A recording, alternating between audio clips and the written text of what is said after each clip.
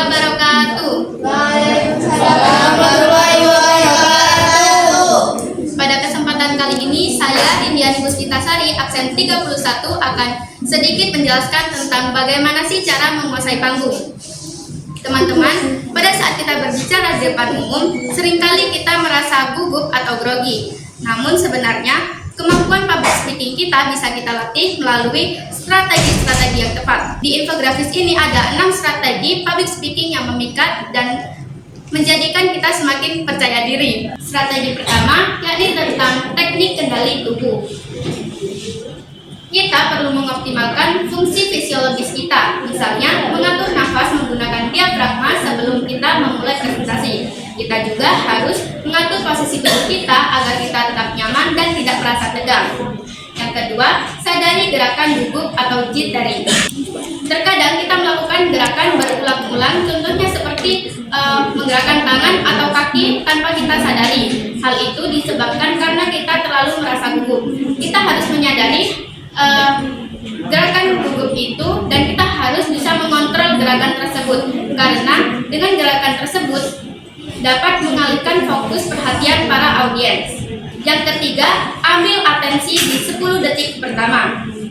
Awal presentasi sangat menentukan, jadi kita bisa memulai dengan kutipan menarik, fakta menarik, atau pertanyaan yang membuat audiens berpikir. Selanjutnya, pada strategi dan mentalitas bicara.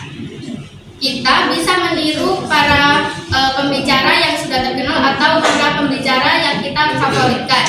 Dengan melihat video tersebut, kita bisa memodifikasi bagaimana gaya atau cara beliau dalam menyampaikan pesan kepada para audiens.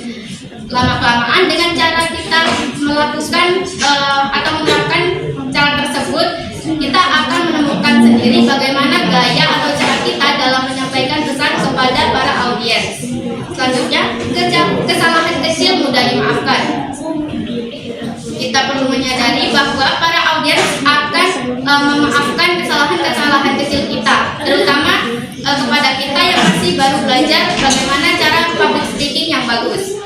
Maka dari itu, pada saat kita melakukan kesalahan maupun dari kesalahan cara kita berbicara, kita tetap tenang dan melanjutkan presentasinya. Yang terakhir, tutup tanpa permohonan maaf.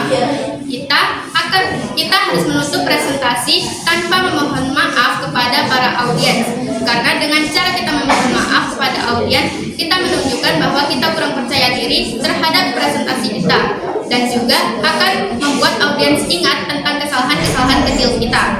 Jadi, dengan penutupan yang percaya diri akan membuat audiens lebih mengingat pesan yang kita sampaikan.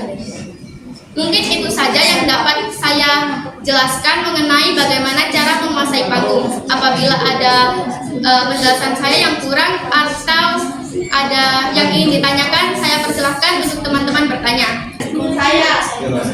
Silakan saya izinkan untuk bertanya. Baik, saya Kenina Larsati ingin memberi pertanyaan kepada Rindiani.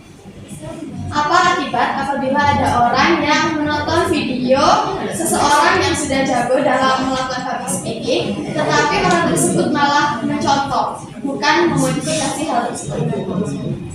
Baik, izinkan saya menjawab pertanyaan dari Kenina Larasati.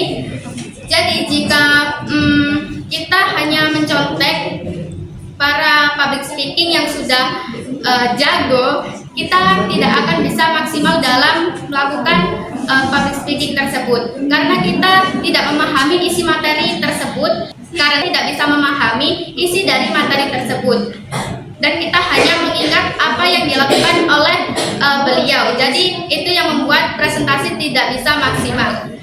Baik, apakah jawaban saya sudah memuaskan? Sudah puas, terima kasih. Baik, apakah ada yang ingin ditanyakan lagi? Tidak.